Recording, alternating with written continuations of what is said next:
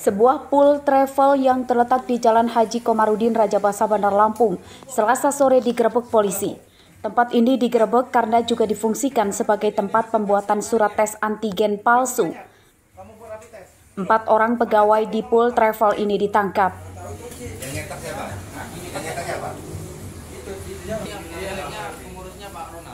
Dari penggerebekan ini, polisi juga menyita peralatan untuk memalsukan surat tes antigen, yakni komputer, mesin printer, serta sejumlah stempel bertuliskan klinik di Bandar Lampung dan uang tunai Rp500.000. Komputer ini? Enggak. Di mana? Ini saya mau ngetik Pak. Ada nggak datanya di sini? Ada. Cabut. Pesanan orang. Pemalsuan surat tes antigen ini terungkap saat polisi sektor Tanjung Senang Bandar Lampung saat menggelar razia penumpang travel tujuan Pulau Jawa. Kita periksa travel yang ada di wilayah kita, ternyata benar kita temukan adanya rapid test palsu, ya, surat rapid test palsu yang dibuat sendiri. Kemudian kita menemukan untuk menelusuri hasil tersebut, kita dapatkan di wilayah Rajabasa tempat pembuatannya, tempat tempat pencetakan di tempat travel. Menurut tersangka, surat tes antigen palsu itu dijual ke penumpang travel dengan harga Rp50.000 per lembar. Buat orang-orang yang pergi kemana? Yang ke Jakarta. Ya ke Jakarta. Ya. Kamu tawarin harga sekali buatnya berapa? 50. 50.000. Ya. Itu biasanya orang datang atau kita nyari? Kadang ada yang datang sendiri, Pak. Kadang kita nyari. Ya. Sehari bisa buat berapa banyak? Tergantung sih, Pak. Biasanya? Ya, biasanya paling banyak itu 20 lembar? Ya, 20-25. Para tersangka dan barang buktinya kemudian dibawa ke Polresta Bandar Lampung pada Selasa malam. Penyidikan kasus ini masih akan dikembangkan polisi karena diduga masih ada pelaku lain yang terlibat dalam pengedaran surat tes antigen palsu. Robi Lasti melaporkan dari Bandar Lampung.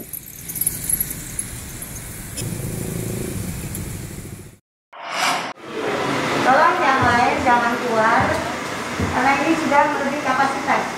Tim Satgas COVID-19 yang dipimpin langsung oleh Wali Kota Bandar Lampung Eva Dwiana Senin malam menggelar operasi justisi di kafe dan angkringan.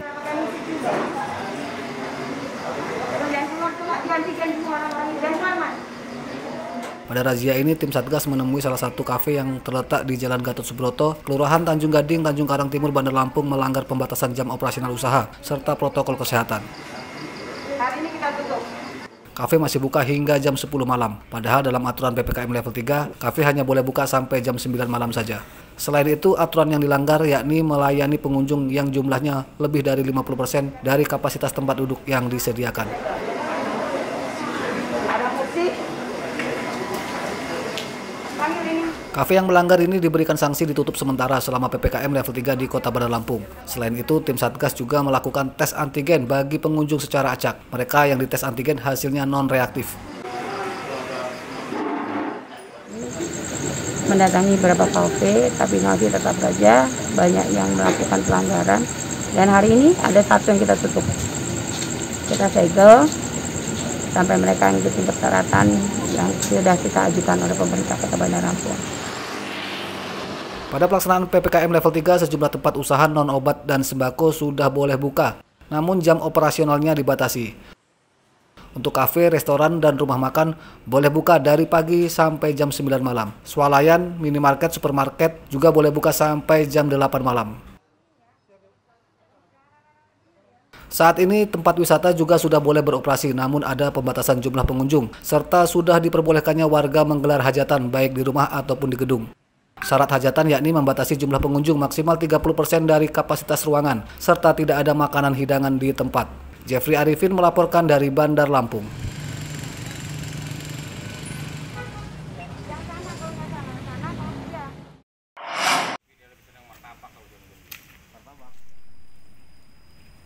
Tim Inafis Polresta Bandar Lampung menggelar olah tempat kejadian kasus perundungan atau bullying seorang remaja perempuan oleh beberapa remaja perempuan dan pria.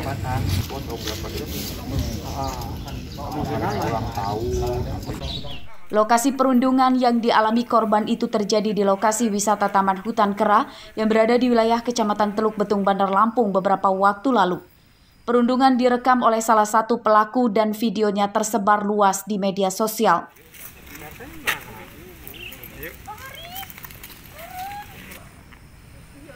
Beruntung perundungan itu bisa dilerai warga sekitar sehingga tidak berlanjut dan mereka langsung membubarkan diri. Polisi masih memeriksa sejumlah lokasi dan meminta keterangan saksi mata warga sekitar. Menurut warga, perundungan terjadi pada akhir pekan kemarin.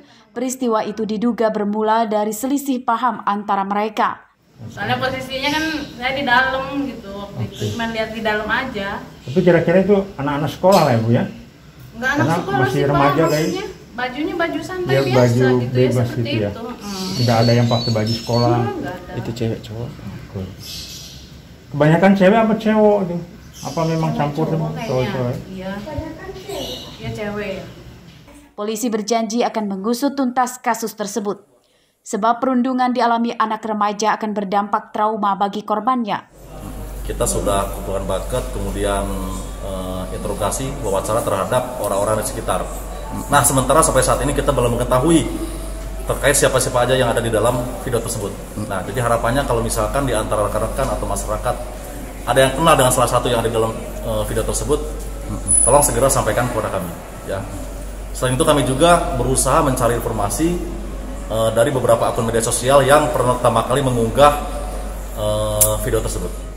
Polisi juga meminta masyarakat menginformasikan identitas para pelaku di dalam video yang telah tersebar luas di media sosial tersebut. Robi Laste melaporkan dari Bandar Lampung.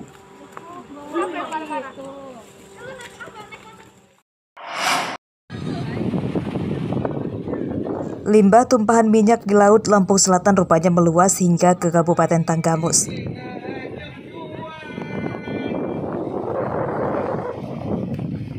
Limbah minyak yang sebagian menggumpal berwarna hitam pekat mirip oli bekas itu mengotori pelabuhan Kota Agung, Pantai Somil hingga Pantai Pematang Sawah.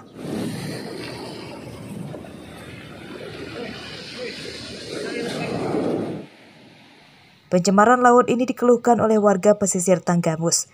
Dampak pencemaran, perahu dan alat tangkap ikan nelayan kotor terkena limbah minyak serta berdampak pada hasil tangkapan ikan yang menurun. Selain itu, pantai menjadi kumuh karena sebagian limbah mendarat bersama dengan sampah. Tak ada lagi kini warga yang mandi di pantai karena khawatir terkena limbah. Lautan kita ini kotor, banyak limbah dari laut. Oli-oli bekas itu banyak kucak-kacir.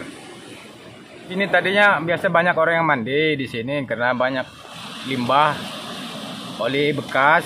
Banyak orang yang pulang lagi nggak mandi, banyak jalan-jalan biasanya. Oli bekas atau limbah ini setahu abang udah lama belum sih?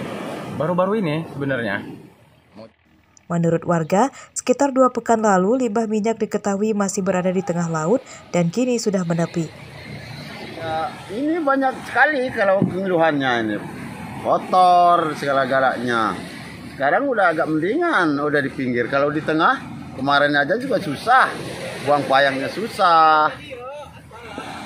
Itu yang dikeluhkan dengan Bapak selaku nelayan selain ikan susah, apa Pak? Ya semuanya pada kotor, pegangnya juga kayak mau kayak enggak ini. Selasa siang, polisi dari Polres Tanggamus mendatangi lokasi. Mereka mengambil contoh limbah untuk kepentingan penyelidikan. Andri Kurniawan melaporkan dari Tanggamus.